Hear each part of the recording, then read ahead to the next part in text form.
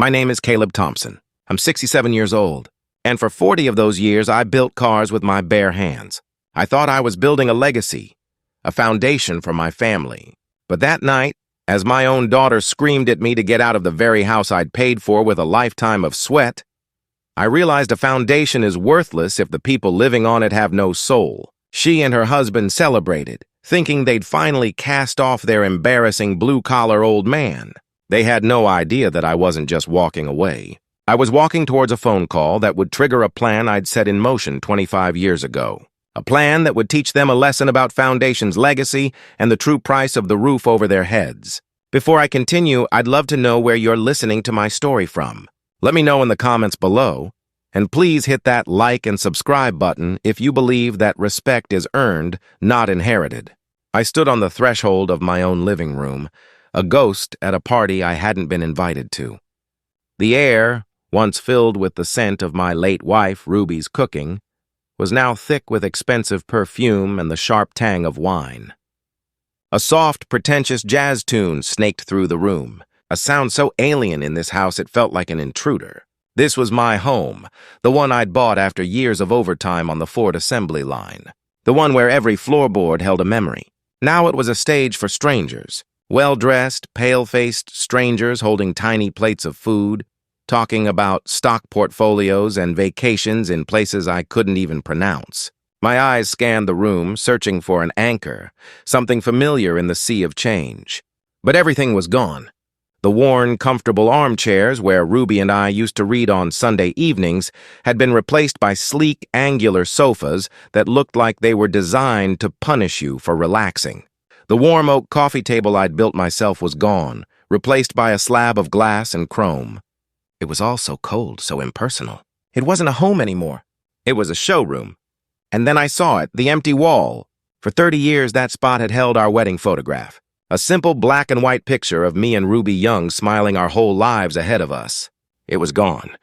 In its place hung a large, abstract painting, a chaotic mess of blue and gold streaks that my son-in-law Kevin had probably called an investment. A sharp pain lanced through my chest. "That's the heart of the home, baby," Ruby had whispered to me the day we hung that picture. So we never forget where we started. They hadn't just forgotten, they'd deliberately erased it. Caleb Kevin's voice cut through the noise. He glided towards me, a glass of red wine swirling in his hand, his blazer fitting him in a way that screamed, "Money." "I wasn't expecting you. Chantel mentioned you weren't feeling well." The lie rolled off his tongue so smoothly, a practiced performance. He thought I was a simple old man, easy to fool, easy to manage. I met his gaze, my face unreadable. I wasn't feeling well. That much was true. But it was a sickness of the soul, a kind he would never understand. "I came for my toolbox," I said, my voice steady and low, a voice accustomed to being heard over the roar of machinery. "It's in the garage." A flicker of annoyance crossed his face before he masked it with a patronizing smile. "A toolbox. Good Lord, Caleb, are you still tinkering with that stuff? This is the age of the $500 plumber." He chuckled a self-satisfied sound. Across the room, my daughter Chantel saw me. The socialite smile on her face froze, then melted into a mask of pure mortification. She moved towards me quickly, her heels clicking angrily on the hardwood floor she didn't pay for. "Dad," she hissed, her voice a low, urgent whisper. "What are you doing here?" She grabbed my arm, her manicured nails digging into my sleeve, and pulled me towards the kitchen, away from the prying eyes of her important guests. The kitchen was just as alien. The sturdy oak table where we'd shared 1,000 family meals was gone, replaced by a giant, sterile island of white marble. "You know, this is an important networking event for Kevin," she continued, her voice trembling with barely concealed rage, her eyes rad over me from my clean but worn work boots to my denim jacket. "You can't show up dressed like that. What will people think? They'll think we don't take care of you." "They won't think anything because they don't know who I am," I replied calmly. "I just came for my tools. Isaiah's water heater is broken." Isaiah was my best friend. We'd stood side by side on the line at the River Rouge plant for 35 years. The mention of a broken water heater of a blue-collar friend in need seemed to push Chantel over the edge. It was everything she was trying to escape. You're still hanging around with those people, Dad. I told you. You're retired. You should be playing golf, joining a book club. You don't have to live like a factory worker anymore. Those people, I repeated the words tasting like ash in my mouth, are the ones who helped us get this house in the first place. Chantel Isaiah lent me the down payment when the bank turned us away. Her face hardened. That was a different time. We're in a different place now. Kevin and I are upgrading this house, Dad. We're finally making it worth something. The phrase making it worth something hit me like a physical blow, as if the years of laughter, tears, and love that had filled these walls meant nothing, as if Ruby's memory meant nothing. I saw their plan with perfect clarity. Then this wasn't an upgrade. It was an eraser. They were systematically stripping away every trace of the life Ruby and I had built, replacing it with a hollow, stylish facade that suited their ambitions. They weren't just renovating a house. They were trying to renovate their past. And I was the last stubborn fixture they needed to remove. This house is already worth something, I said, my voice dangerously quiet. It's worth every late night I spent on the line, every meal your mother cooked in this kitchen, every scraped knee I patched up on those back steps. Oh, please don't be so dramatic, she scoffed, waving a dismissive hand. It's just a house. It's a financial asset, an underperforming one at that. We're trying to build a future, a real legacy, not cling to some sentimental working-class fantasy. That was it. The final brutal dismissal of my entire life's work. My legacy wasn't in brick and mortar, but in the values I tried to instill in her. Values she was now calling a fantasy. A deep, cold calm settled over me. The kind of calm that comes before the storm. I looked past her at the cold marble and stainless steel that had replaced the warmth of our family kitchen. I thought of Ruby, of her kindness, her strength, her fierce love for this home. I knew what she would have said. I knew what I had to do. I drew a breath and spoke the words that would ignite the fire. Your mother wouldn't have liked this. Chantel's face went from angry to white-hot rage. It was as if I had slapped her. Don't you dare! She seethed her finger, jabbing the air an inch from my face. Don't you dare bring her into this. Mom would have wanted this for me. She would have wanted me to have a beautiful life, not be stuck in the past like you. You and your embarrassing stories about factory unions and fixing cars. You're the one holding us back. You are an anchor dragging us down with your poverty mindset. Kevin appeared at her side, placing a hand on her shoulder in a show of solidarity. He looked at me with a smug, triumphant expression. Listen, Caleb, he said, his tone dripping with condescension. Maybe it's time you found a place more suited to your lifestyle. A small apartment, perhaps? We'd even help you with the first month's rent. The offer was the final insult. They weren't just pushing me out. They were trying to buy my dignity for the price of a month's rent. I looked at my daughter, her face twisted with a resentment I no longer recognized, and at her husband, who looked at me like I was a piece of trash to be disposed of. The love I had for her was still there, buried deep, but it was overshadowed by a profound, soul-crushing disappointment. And in that moment, she sealed her fate. She took a deep breath, her chest puffing out, and screamed the words that would cost her everything. Get out! Get out of my house! If you're not gone in 1 minute, I'm calling the cops. I didn't say a word. There was nothing left to say. The battle lines had been drawn. I held her gaze for a long moment, letting her see the stillness in my eyes. It wasn't the look of a defeated old man. It was the look of a man who had just made a decision, a terrible, necessary decision. Then, without another glance, I turned my back on my daughter and her husband on the cold, strange house that was no longer my home. I walked out the front door, the sound of their shocked silence following me into the cool evening air. They thought they had won. They thought the fight was over. The truth was, it had just begun. The drive to Isaiah's apartment was a blur.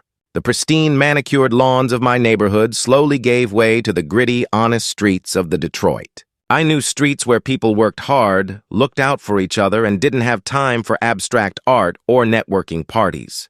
I parked my old but reliable Ford pickup truck, the same model I'd helped build for 20 years, and walked up the 3 flights of stairs to his place. The door was unlocked, as it always was for me. Isaiah's apartment was the polar opposite of the house I had just left. It was small, but it was warm, filled with the comforting scent of brewing coffee and old paperbacks. A worn-out armchair was molded perfectly to the shape of its owner, and the walls were covered with photographs of his children and grandchildren, a testament to a life of love, not of assets. There were no marble islands here, just a sturdy wooden table with a few scratches that told stories. I didn't feel grief, not yet. The shock had numbed me, replaced all emotion with a cold, clear focus. I was a man on a mission now. I knew exactly what I needed to do because in the darkest part of my heart, I had been preparing for this day for a very long time. I walked past Isaiah, who was sitting at the table reading the paper, and simply nodded at him. He nodded back, his eyes full of a silent understanding that only a lifetime of friendship can build. He didn't ask questions. He knew. I went to the small bookshelf in the corner, a piece of furniture I had helped him assemble years ago. Behind a row of dusty history books was a small gray metal box. It was heavy both in weight and in the secrets it held. I brought it to the table and opened it. The hinges creaked softly. Inside, resting on a bed of yellowed legal documents, was a single business card. It was thick, creamy colored paper, the name Evelyn Reed, attorney at law, embossed in elegant no-nonsense lettering. The card was 25 years old, but I had kept it safe, knowing that one day it would be the most important thing I owned. I pulled out my simple flip phone, a device Kevin and Chantel constantly made fun of, and carefully dialed the number. I expected a voicemail. It was nearly midnight. But she answered on the second, rang her voice as crisp and clear as I remembered it from a quarter-century ago. Evelyn Reed. She said it not as a question, but as a statement of fact. Ms. Reed. I began my own voice steady, betraying none of the turmoil inside me. This is Caleb Thompson. There was a brief pause on the other end, a silence not of confusion but of recognition. Caleb, she said, her tone softening just a fraction, but still retaining its professional edge. I was wondering when you might call. Is everything all right? I looked around Isaiah's warm, humble apartment. I thought of the cold, empty mansion my home had become. No, I said simply. It's time. Another pause longer this time. I could almost hear the gears turning in her brilliant legal mind, pulling up the decades-old files, preparing the strategy we had laid out so long ago. The contingency plan is in place, she finally said. I will need your signature on a few documents tomorrow.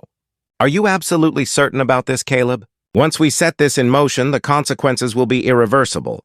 I thought of Ruby's face of her dying wish.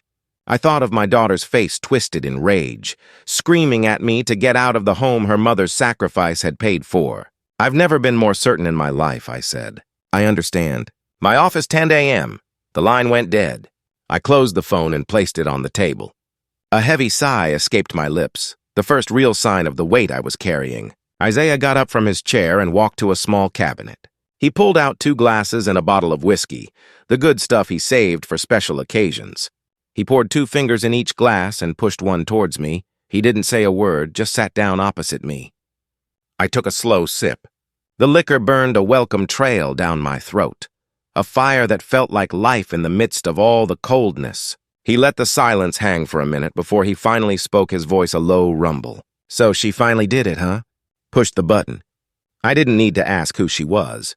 I just nodded, staring into the amber liquid in my glass. I held out as long as I could, Izzy, I said, my voice. For Ruby, I kept my promise to her. I protected Chantel from the truth. But I think I protected her too much. I built the walls so high she forgot what they were built on.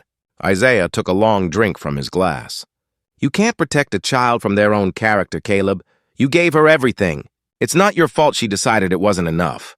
He leaned forward, his weathered face serious. You know what comes next, right? This isn't just about a house anymore. You're about to start an engine that can't be stopped. It's going to get ugly. I looked up from my glass and met my friend's worried gaze. A grim smile touched my lips for the first time that night. I know, I said. I know. I spent 40 years on an assembly line, Isaiah. I know exactly what happens when you start an engine, and this one is long overdue. My conversation with Isaiah hung in the air heavy as the silence that followed. He was right. This would get ugly, but they had left me no choice. My hand went to my back pocket and pulled out my old leather wallet, softened and worn by decades of use. I didn't need to open the metal box again to remember why I was doing this. I carried the reason with me every single day. Tucked behind my driver's license was a small, creased photograph of Ruby. It was taken on a summer day at Belle Isle, long before Chantel was born. Her smile was wide and genuine, her eyes sparkling with a light that could outshine the sun. She looked so full of life, so vibrant. It was hard to believe that same light had been extinguished by a faulty piece of machinery on a Tuesday afternoon. I stared at her face, tracing the outline of her smile with my thumb. The sounds of Isaiah's apartment faded away. The scent of whiskey was replaced by the cold antiseptic smell of a hospital waiting room. The warmth of the room chilled, and I was no longer a 67-year-old man in my friend's apartment. I was a broken 42-year-old man sitting across from a sharp-eyed young lawyer about to make a decision that would define the rest of my life. The world around me dissolved and reformed. I was 42 again, my hands feeling too big and clumsy as they rested on the polished mahogany of a conference table.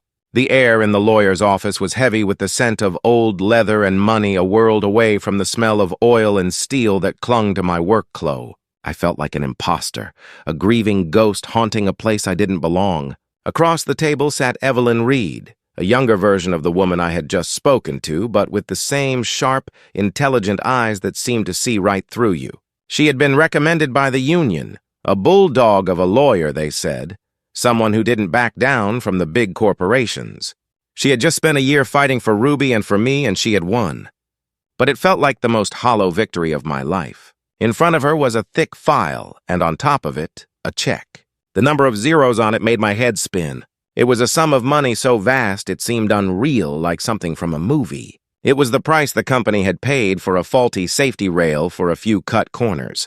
It was the price they put on my wife's life. This is a wrongful death settlement. Caleb, Ms. Reed said, her voice gentle but firm, cutting through my fog of grief. It's not a lottery ticket. It's a responsibility. The court has awarded you a significant sum, and now we have to make sure it does what it's supposed to do. Honor Ruby's memory and secure Chantel's future. I just nodded, unable to speak. The money felt dirty, cursed. I wanted to tear the check to pieces. Ms. Reed seemed to read my mind. I know this is hard, she continued, pushing a glass of water towards me, but we need to think logically. You have a 10-year-old daughter. This money can give her opportunities neither you nor Ruby ever had. College, a safe home, a start in life, but it can also be a burden, a weight. And if we are not smart about it, it can be a danger. She leaned forward, her expression serious.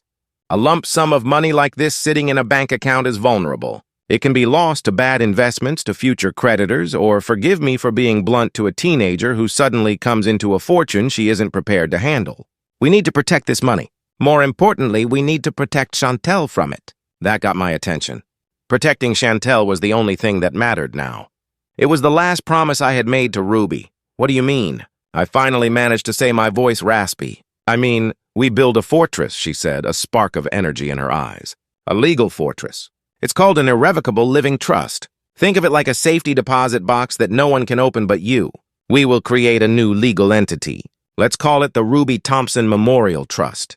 This trust is what will officially receive the settlement money. She slid a fresh piece of paper between us and began to sketch it out. First, the trust buys a home, a good solid house in a safe neighborhood.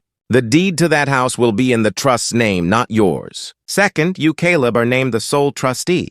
That means you have absolute and total control over everything the trust owns for the rest of your life. You manage the property. You make the decisions. You are the guardian of Ruby's legacy. She drew a circle and labeled it trust. Inside, she wrote house. Then she drew a line to a box labeled Caleb Trustee and Chantel, I asked. She drew another line from the trust pointing away. Chantel is the beneficiary, Ms. Reed explained. That means she inherits everything the trust owns automatically upon your passing. It becomes hers free and clear. But until that day, she has no legal control. She cannot demand the house be sold.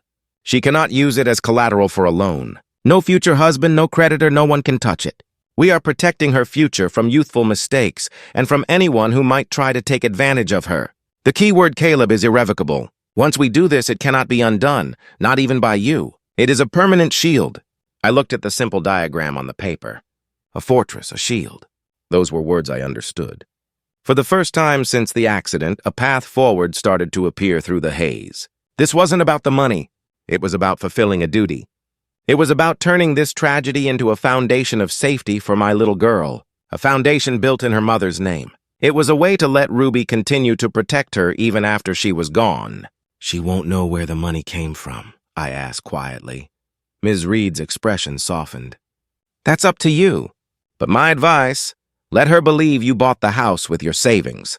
Let her grow up without the shadow of this tragedy hanging over her. Let her just be a kid." I thought of my bright, happy daughter who still didn't fully understand that her mother was never coming home. Protecting her from that shadow was the greatest gift I could give her. I picked up the pen. It felt impossibly heavy in my hand. "Okay," I said, my voice finding a strength I didn't know it had. "Let's build the fortress." The memory of signing those papers blurred, and the lawyer's office dissolved into a different, more painful room. A room that smelled of antiseptic and fear. The steady rhythmic beep of a heart monitor was the only sound. A cruel clock ticking away the final moments I had with my Ruby. She lay in the hospital bed, a shadow of the vibrant woman I had shared my life with. The accident had taken so much, leaving her frail, her breath coming in shallow wisps. But her eyes, when she opened them, were still the same. They were still full of a fierce, unwavering love. A love that was now focused entirely on the future of our little girl. I sat by her side, holding her hand, its warmth fading against my own calloused palm. The lawyers had already been there explaining the company's settlement offer. We both knew the money was coming.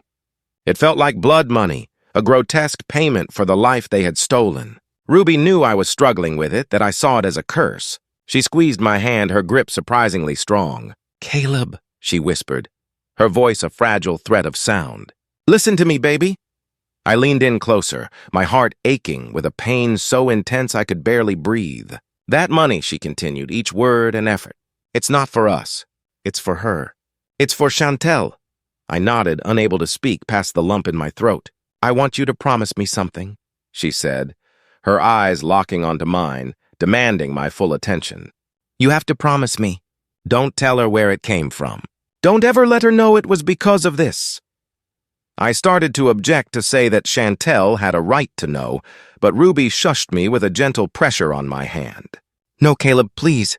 I don't want our daughter growing up in the shadow of this ugliness. I don't want her to see herself as the girl whose mother died in an accident. I don't want her life to be defined by a tragedy."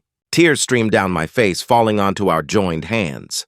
I finally understood what she was afraid of. It wasn't just about the sadness. It was about the potential poison of the money itself. "I don't want her to think this money is some kind of prize for me being gone," Ruby whispered, her voice cracking. "I want her to think it's from us, from a lifetime of your hard work and our careful saving. I want her to see it as a foundation built from her parents' love, not a payment for her mother's death. Let her be proud of it. Let her be proud of you, of the father who provided for her. That's the legacy I want, not the memory of a lawsuit." She was giving me a gift even then. She was protecting me, protecting our family's honor. She was thinking not of herself, but of how our daughter would see her father for the rest of his life. She was making sure Chantel's future would be built on a story of strength and hard work, not on one of pain and loss. I leaned down and kissed her forehead, my tears mingling with the cold sweat on her skin. "I promise, Ruby." I choked out the words, feeling like a sacred vow. "I promise. She'll never know. I'll protect her." A small, peaceful smile touched her lips. Her eyes fluttered closed, not in sleep, but in release. She knew her daughter was safe, and I knew what I had to do. The plan wasn't just a legal strategy from Ms. Reed. It was my wife's last will and testament. The memory of my promise to Ruby was so vivid, so powerful, it solidified everything. When my mind returned to the lawyer's office, the fog of grief had lifted, replaced by a singular, unshakable purpose. Ms. Reed slid the thick stack of documents across the polished table towards me. They were filled with dense legal language. I didn't fully understand words like settler, fiduciary duty, and principal residence, but I understood the meaning behind them. They were the bricks and the mortar for the fortress I was about to build around my daughter. They were the shield that would honor my wife's final wish. I picked up the heavy fountain pen she offered me. My hand, a hand accustomed to the grit of a factory and the weight of heavy tools, was perfectly steady. I looked at the signature line where my name Caleb Thompson was waiting. This signature would be different from any other I had made in my life. It was more than a name on a piece of paper. It was a silent vow. It was the beginning of a 25-year-long secret. With a firm, deliberate stroke, I signed my name, sealing the pact I had made with my dying wife. The sharp scent of the pen's ink faded, and the sounds of Isaiah's apartment slowly returned to my ears. The low hum of the refrigerator, the distant rumble of a truck on the street outside. The memory receded, leaving behind not the raw pain of fresh grief, but the hard, cold certainty of my purpose. My mission was as clear to me now as it had been on the day I signed those papers. I had spent a quarter of a century upholding my end of the bargain. I had given my daughter a life free from the shadow of tragedy built on a lie told out of the deepest love, and she had repaid that love with scorn and contempt. She had tried to throw me out of the very fortress I had built to protect her. I looked down at the photograph of Ruby one last time, her smiling face a beacon of strength. I carefully, gently tucked the photo back into its place in my wallet and slid it into my back pocket. The act felt final. I was no longer a man mourning his past. The grief was still there, a hot coal deep inside me, but now it was fuel. It powered a cold, patient, and methodical resolve. The sad, grieving husband was gone. The hurt, rejected father was gone. All that was left was the trustee, and I had a sacred duty to perform. I spent the next few days at Isaiah's sleeping on his pull-out sofa. I didn't have to guess what was happening at my house. I could picture it perfectly. The silence I left behind would have been filled not with remorse, but with the pop of a champagne cork. In my mind's eye, I see them. My daughter Chantel and her husband Kevin standing in the middle of the living room, crystal flutes in their hands, toasting to their newfound freedom. The air would feel lighter to them, cleansed of the heavy presence of an old man's memories. They wouldn't see it as a tragedy, a family torn apart. They would see it as a victory. I can almost hear Chantel's sigh of relief. "It's done," she'd say, a triumphant smile on her face. "We can finally breathe. We can finally move forward."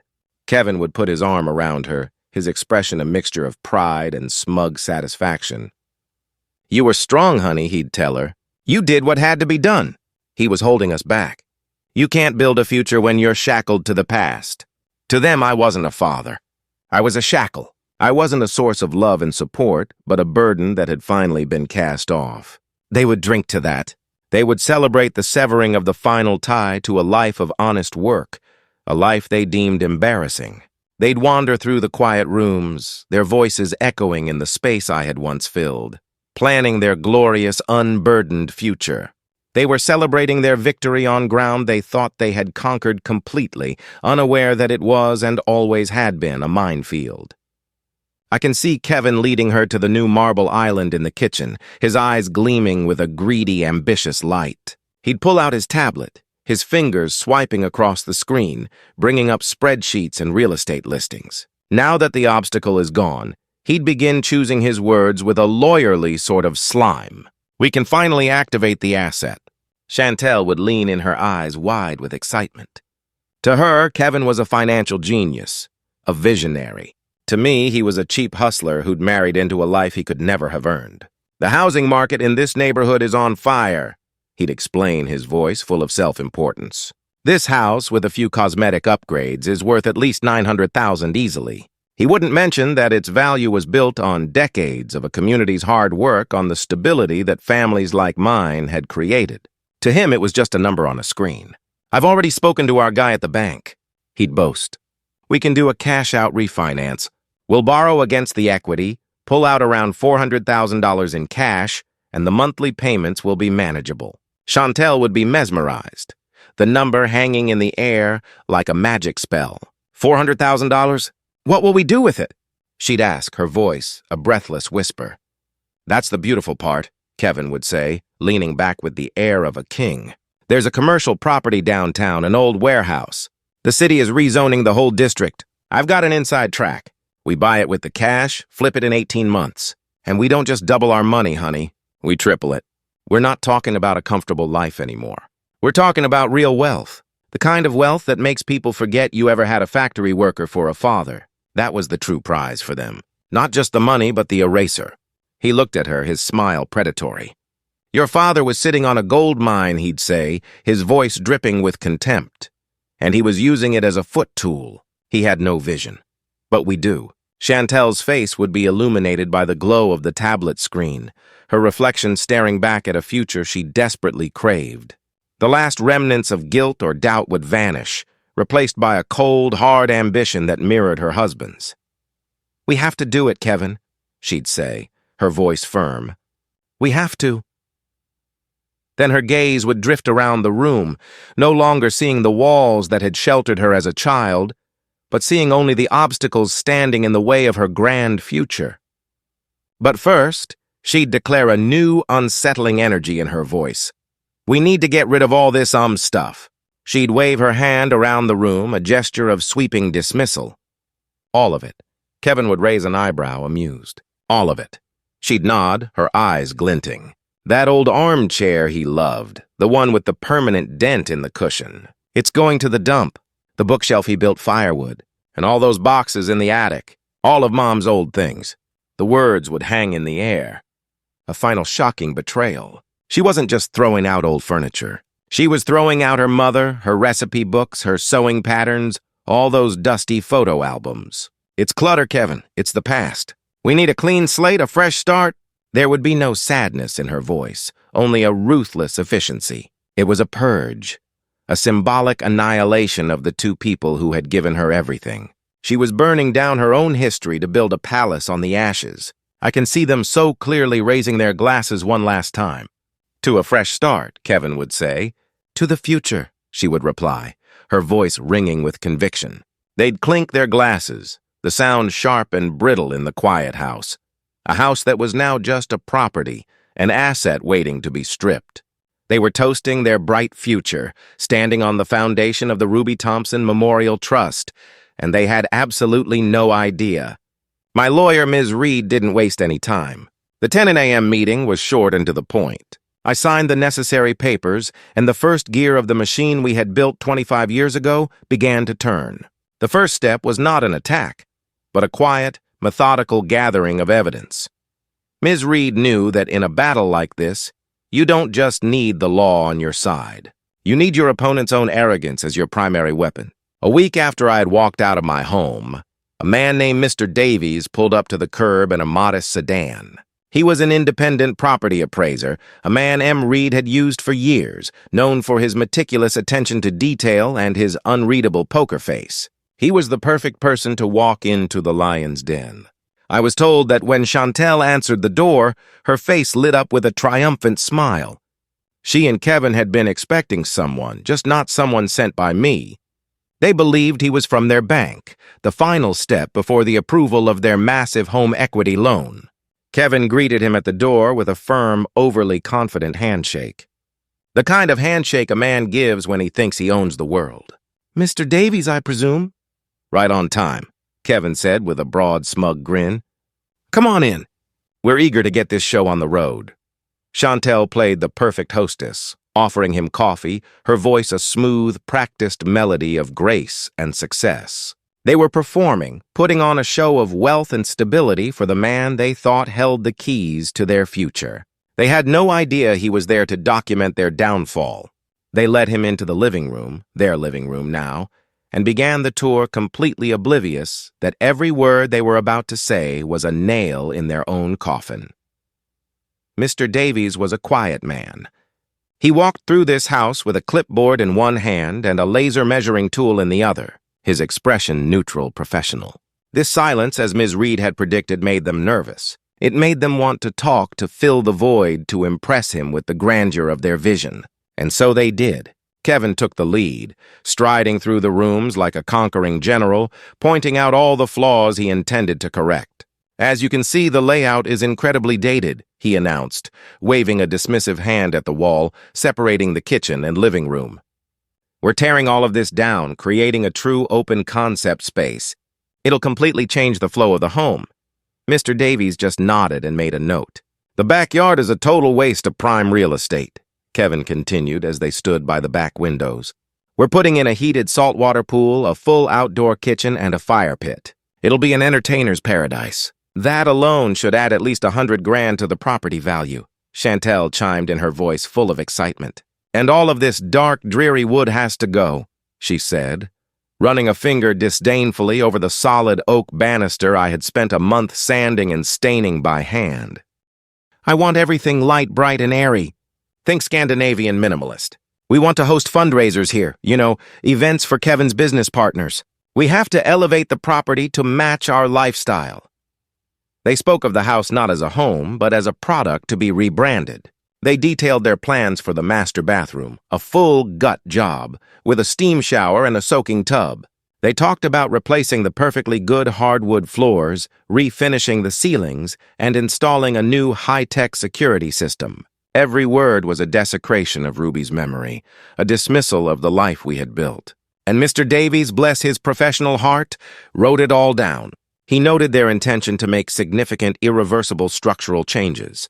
He documented their plans to acquire substantial debt against the property.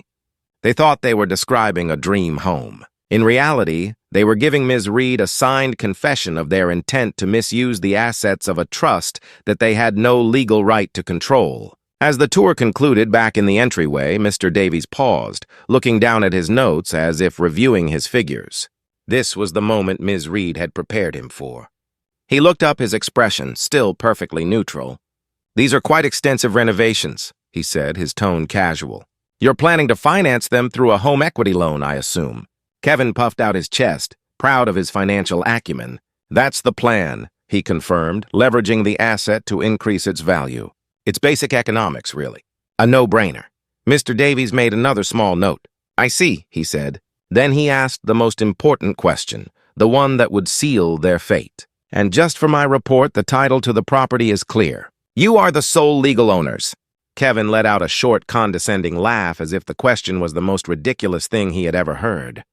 "Absolutely," he said with unwavering confidence. 100%. "The previous occupant, my father-in-law, is no longer in the picture. He's an old man, doesn't understand modern finance or real estate. The house is ours now, free and clear. We have full authority to make any and all changes as we see fit." Chantel nodded eagerly in agreement, adding the final damning touch. "It's for the best, really," she said, her voice filled with a fake, pitying tone. "He was just letting the place fall into disrepair. In a way, we're saving it." Mr. Davies looked from Kevin to Chantel, then made one last, deliberate checkmark on his clipboard. "Thank you," he said, his voice flat. "That's all the information I need." He packed his tools, shook their hands, and left. I can see them now closing the door behind him, turning to each other with triumphant, beaming smiles. They would have hugged, maybe even danced a little in the entryway. They thought they had just passed a crucial test. They thought the money was as good as theirs.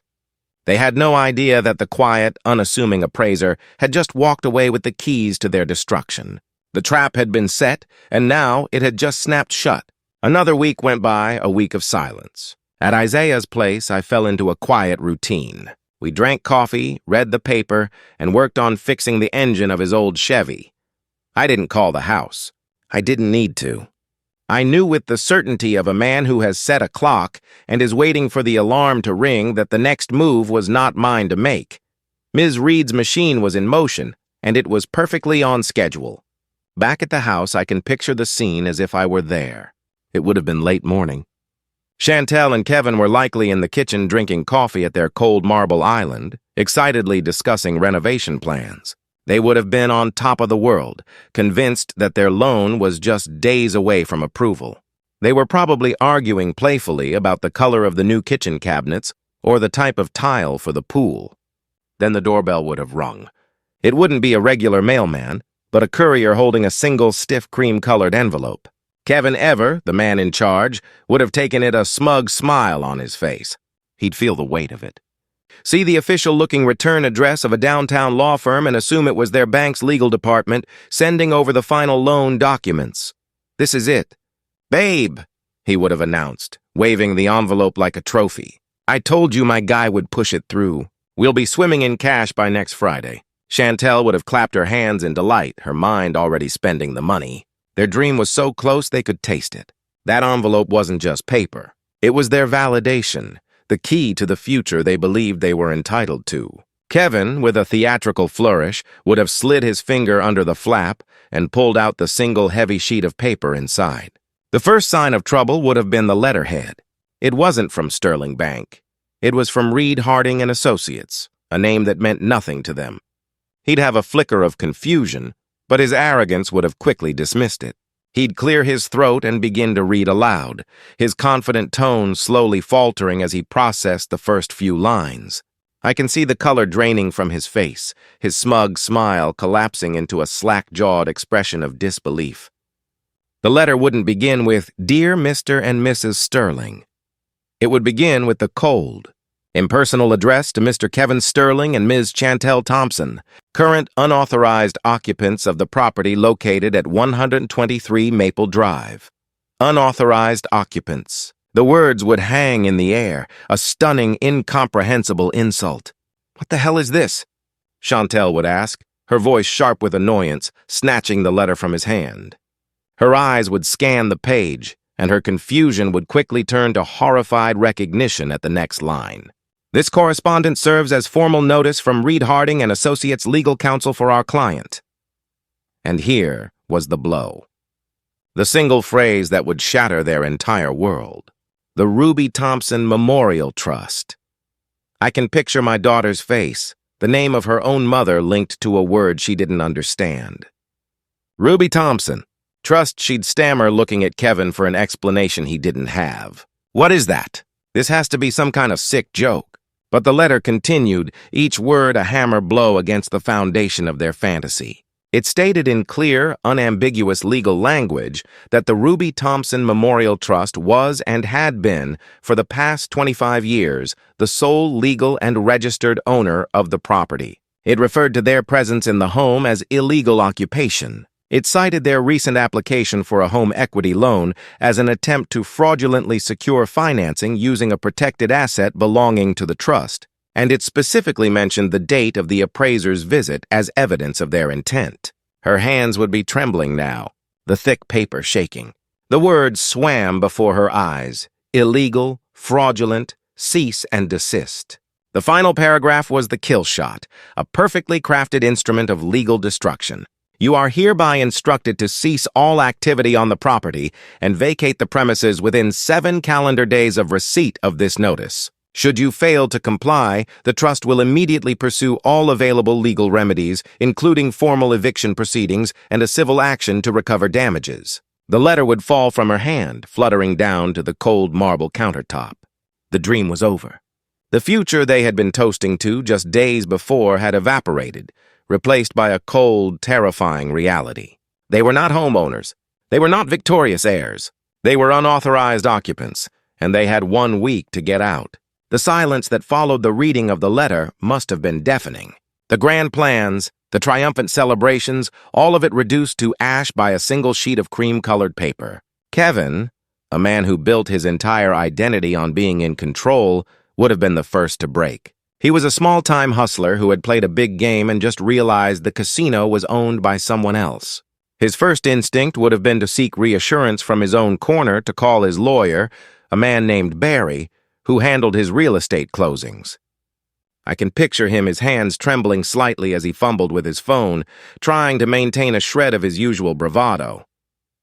"Bri, it's Kevin," he'd say, his voice tight. "Listen, we got a bizarre letter here. Some high-end law firm, Reed Harding and Associates, claiming the house isn't in our name. They're talking about some Ruby Thompson Memorial Trust. It's complete nonsense, right? Just some kind of scare tactic from the old man Barry from his strip mall office would have been dismissive at first. Reed Harding can't say I've heard of them, Kev. Sounds like a bluff. The old guy is probably just trying to shake you down. Look, don't sweat it. I'll pull the official county property records online right now. We'll clear this up in 5 minutes. I'll call you right back." Those 5 minutes would have felt like an eternity. Chantel would be pacing the kitchen floor, her mind racing. Kevin would be trying to project calm, but the facade would be cracking. Then his phone would ring again. "Okay, Kevin," Barry's voice would say, but all the easy confidence would be gone, replaced by a stunned, serious tone. I'm looking at the digital records from the Wayne County Register of Deeds. I'm looking at the title history for 123 Maple Drive." Barry would pause. And in that pause, Kevin's entire future would hang in the balance. Kevin, it's here in black and white. The property was purchased 25 years ago by the Ruby Thompson Memorial Trust.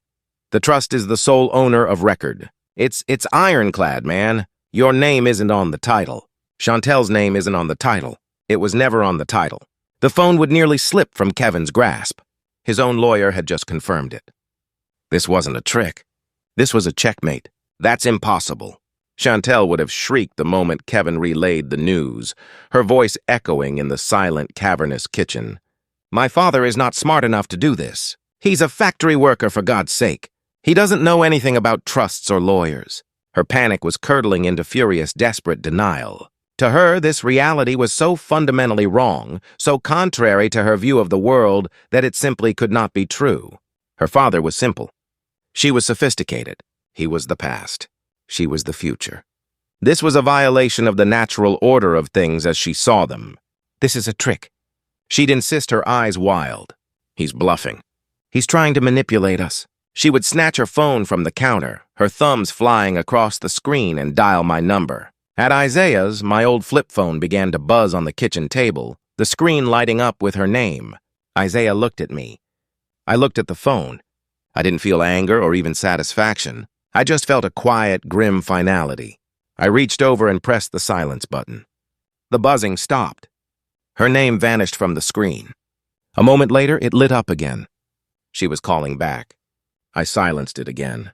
She must have called a dozen times, each call growing more frantic, each one crashing against the wall of my silence. That silence was my weapon now. Her inability to reach me, to scream at me, to force a confrontation would be more maddening than any argument. She was trapped in a nightmare, and the one person who held the key was refusing to answer the door. When the calls finally stopped, the denial must have finally shattered, leaving only raw, undiluted fear in its wake. They would have looked at the letter again, which was no longer just a document, but a verdict. The cold legal phrases now had the weight of absolute truth, and their eyes would fixate on the one phrase that mattered most: vacate the premises within 7 calendar days, 1 week, 168 hours. The abstract threat had suddenly become a ticking clock. The world began to shrink, their grand future collapsing into a narrow, terrifying timeline. The $400,000 loan was gone. The commercial property flip was a fantasy. The dream of becoming truly wealthy had vanished. They were facing the stark, humiliating reality that they were about to be homeless. I can see them standing there in that pristine white kitchen, the room they had seen as the future hub of their social empire. Now it was just a box, and the walls were closing in. The cream-colored envelope sat on the marble countertop between them, a silent testament to a plan laid a quarter of a century ago, a time bomb that had finally reached zero. The day of the meeting, the 6th day of their 7-day notice, dawned gray and overcast, a fitting backdrop for the final act. We met in Ms. Reed's conference room. It was a place designed to communicate power and seriousness with a long, polished mahogany table, leather chairs, and a panoramic view of the city that seemed to judge everyone in the room. Ms. Reed sat at the head of the table, the picture of calm, professional authority. She was dressed in a sharp, dark gray suit, a stack of neatly bound documents placed precisely in front of her. I sat to her right, wearing a simple button-down shirt and my best slacks. I felt a profound sense of peace. The storm inside me had passed. Across from us sat the wreckage. Kevin's expensive suit was wrinkled. His tie was loose and his face was pale and unshaven. His usual arrogant swagger was gone, replaced by a nervous, twitching energy. He couldn't sit still, his eyes darting from me to Ms. Reed to the documents on the table. But it was my daughter who was the most changed. Chantel looked, hollowed out her face, puffy and stained with tears. All the fight, all the righteous anger had been drained out of her, leaving behind a brittle, desperate shell. The power in the room had shifted completely. They were no longer the aggressors. They were the accused, waiting for the verdict. Kevin, incapable of enduring the heavy silence, was the first to speak. He tried to muster some of his old bluster, but his voice cracked. Look, I don't know what kind of stunt you're trying to pull here. He started gesturing vaguely at the papers. But our lawyer says this is contestable. We'll sue you for harassment for emotional distress. Ms. Reed didn't even blink. She just looked at him, her expression unchanging until his empty threats withered and died in the air. His approach then shifted to desperate bargaining. "Okay, look," he said, his voice dropping to a conspiratorial tone. "What's the number? What do you want? We can set up a payment plan, a generous one. You'll get your money. You can't just throw my wife out of her childhood home. It's inhuman." That's when Chantel finally broke. The tears she had been holding back began to flow freely. She looked directly at me, her eyes pleading. "Dad," she whispered, her voice raw. "Please, Dad, don't do this. It's my home. We made a mistake. I was stressed. I wasn't thinking. We can fix this. Please just talk to me." Her words were full of panic, full of self-pity for what she was about to lose. But I listened for the one thing that wasn't there. Remorse. She was sorry she got caught. She wasn't sorry for what she had done. Ms. Reed decided the time for talk was over. She leaned forward, her presence commanding the room. "This is not a negotiation, Mr. Sterling," she said, her voice cutting through the air like cold, clear glass. "This is a notification of legal reality." She slid the first bound document across the polished table. It landed in front of them with a soft, final thud. "This," she said, "is a certified copy of the Articles of Incorporation for the Ruby Thompson Memorial Trust filed with the state of Michigan 25 years ago." She slid a second document after it. "This is the certified deed for the property at 123 Maple Drive, clearly showing the trust as the sole and undisputed owner since the date of purchase." Her movements were precise, economical, and utterly devastating. "And this," she said, sliding a third, thinner document on top of the pile, "is the sworn and notarized report from the independent appraiser. Mr. Davies, I draw your attention to page 4, paragraph 2. She paused, letting them absorb the moment. "In it, you, Mr. Sterling, are quoted as stating that you are the sole legal owner of the property. You also state, and I have full authority to make any and all changes as we see fit." She leaned back in her chair, her work almost done. "This isn't a family squabble about who gets the house. This is a documented attempt by unauthorized occupants to fraudulently secure financing against an asset belonging to our client, the trust. The trust has no interest in your payment plan. It is only interested in securing its property. The eviction will proceed tomorrow morning at 9 a.m. as scheduled." A choked sob escaped Chantel's lips. Kevin just stared defeated. The legal case was closed, but the emotional one was still open, and it was my turn to speak. I looked at my daughter, not with anger, but with a deep, weary sadness. "You were right about one thing, Chantel," I said, my voice quiet, but filling the silent room. "I'm not smart enough to have come up with all this. This was never my plan." She looked up, a flicker of confusion in her tear-filled eyes. "You stand here and you talk about your home," I continued. "You cry about being thrown out. But in all these years, you never once asked about the foundation this home was built on. You were so ashamed of your factory worker father, so embarrassed by my callous hands, that you never stopped to think about what those hands truly provided for you." I let the words hang in the air for a moment. It was time for the final terrible truth. This house, Chantel, your private school education, the brand new car you got on your 16th birthday, the money for your wedding, it didn't come from my factory wages. It came from the settlement. I watched the word land. I saw the incomprehension on her face. The wrongful death settlement. I clarified, my voice steady despite the old pain that was rising in my chest. The money the automotive company paid because their faulty equipment, their negligence killed your mother. The color drained from her face. The truth, the real truth, hit her with the force of a physical blow. Her entire life, her entire sense of self was being rewritten in that single horrifying moment. "I kept that secret for 25 years, I said, my voice dropping to a near whisper, "because your mother's last wish was to protect you from that ugliness. She didn't want you living in the shadow of a tragedy. She wanted you to have a life you could be proud of, a life you thought was built on love and hard work. That was her legacy. And you and your husband, you tried to sell it to build a swimming pool." I stood up. The meeting was over. The truth was finally out. And it was a far greater punishment than any eviction could ever be. I didn't stay to watch the full extent of the fallout. I didn't need to. The truth was a bomb, and its detonation in that sterile conference room was absolute. Kevin was broken. All the swagger, all the cheap confidence had been stripped away, leaving behind the small, terrified man he had always been. He just sat there silent and shrinking in his expensive suit, a ghost at his own funeral, but my eyes were on my daughter. The truth didn't make Chantel angry. It didn't make her scream.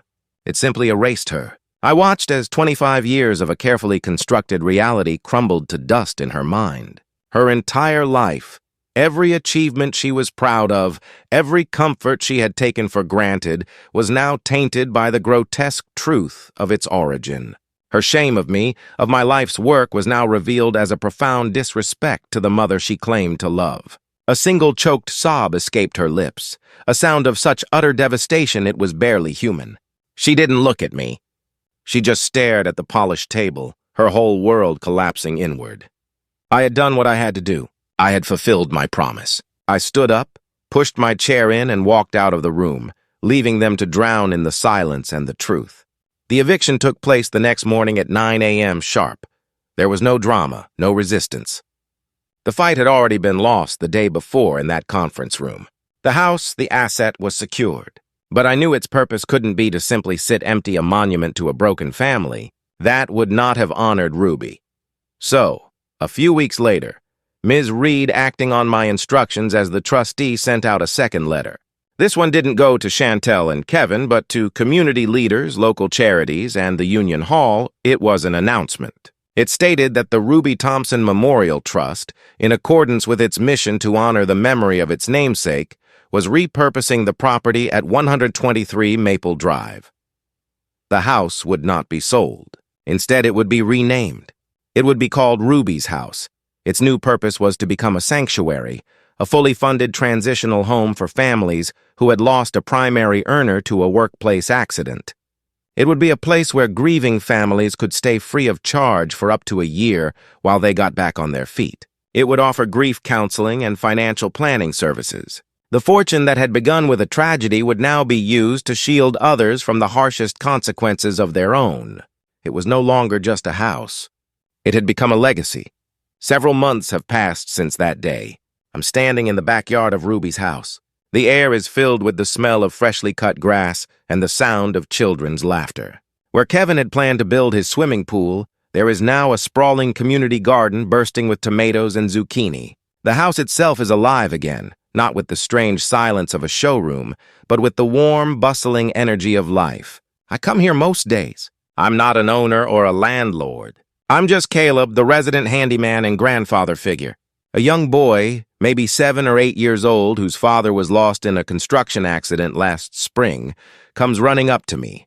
"Is it ready, Mr. Thompson?" he asks, his eyes wide with excitement. I smile and show him the small wooden birdhouse we've been building together. My hands, the same calloused factory worker's hands my daughter was so ashamed of, are now teaching a new generation how to build something real, something that offers shelter. As I help him hang it on the branch of the old oak tree, I look up at the house. I feel a sense of peace that I haven't felt in years. I kept my promise to Ruby. I protected her legacy not by hoarding it, but by transforming it into an expression of her generous, loving spirit. The true foundation was never about the money or the property. It was about turning pain into purpose. And in this place, surrounded by the lives she is still touching, my wife's legacy is finally truly safe. This long, painful journey taught me a vital lesson. A true legacy isn't found in the value of a house or the size of a bank account, but in the values you honor. For years, I watched my daughter grow ashamed of the life of honest work that provided for her, and I stayed silent. I learned that true strength isn't in endlessly avoiding conflict to keep a false peace, but in standing firm for what you believe in, even if it breaks your heart. A house is just wood and nails, but a home is built from love and respect. Sometimes you have to be willing to tear down the house to save the true legacy within. Has there ever been a time in your life when you had to make a difficult choice to protect your family or your values? Please share your story in the comments below.